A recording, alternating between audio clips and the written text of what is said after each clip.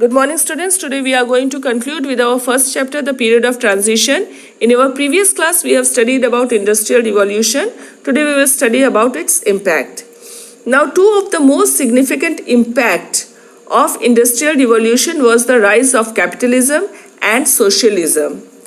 The Industrial Revolution paved way for the rise of imperialism. Imperialism can be defined as the process through which a country extended power and control by acquiring weaker territories directly and gaining political, social, economic, and cultural control over them. During the 19th and 20th centuries, powerful countries such as Japan, the USA, and European nations began to use imperialism as a mean to gain control over weaker Asian and African countries. Now let's discuss about the causes for the rise of imperialism. The first was the economic cause. The industrialized nations began to acquire more and more colonies in order to fulfill the demands of industrial revolution. These colonies served as a source of raw materials. Goods began to be produced on large scale in the factories. The acquired colonies were further converted into markets for the manufactured goods. For example, India was a major producer and exporter of cotton textile till the 18th century, but it fell to a position of import of cotton textiles. They also provided cheap labor and further the cause of imperialism. Now the next we will discuss about the military causes. The colonies provide strong military bases for the navies of the industrialized nations. These colonies provided safe harbors for the naval vessels and served as coaling station, which helped in the imperialistic nation in the time of war. Here you can see the military bases during the time of imperialism. Now the next is the political cause. Imperialism was driven by the desire to conquer weaker nations and exercise political authority over them. Colonies become status symbol for the imperialistic nations. Acquisition of colonies boosted nations' pride and maintained balance of power between the imperialistic nations of the world. Now the next is the social causes. The European nations considered themselves as a superior race. According to them, it was their moral obligation to civilize the uncivilized nations of Africa and Asia. This view was supported by Rudyard Kipling's poem, The White Man's Burden. Therefore, the imperialist nations of the West conquered more and more colonies and controlled their societies. Now we will discuss about the religious causes. Many European nations used imperialism as a means to spread the Christianity across the globe. They wanted to secure Christian missionaries in the foreign lands.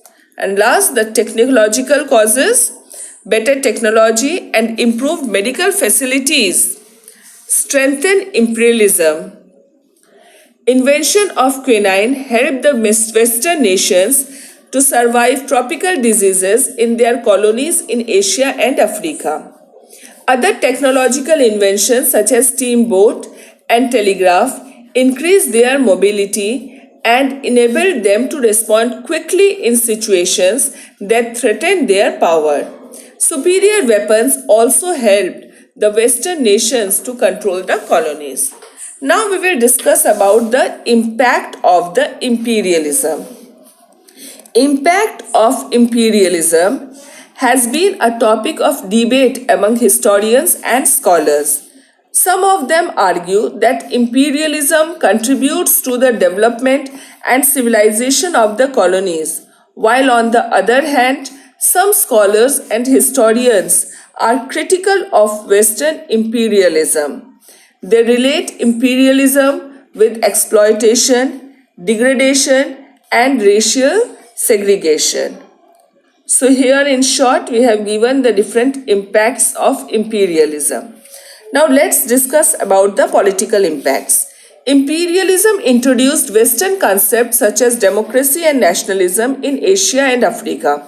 The development of railways, means of communication such as post and telegraph, united the people in the colonies. The imperialism nations also introduced an efficient system of administration in their colonies.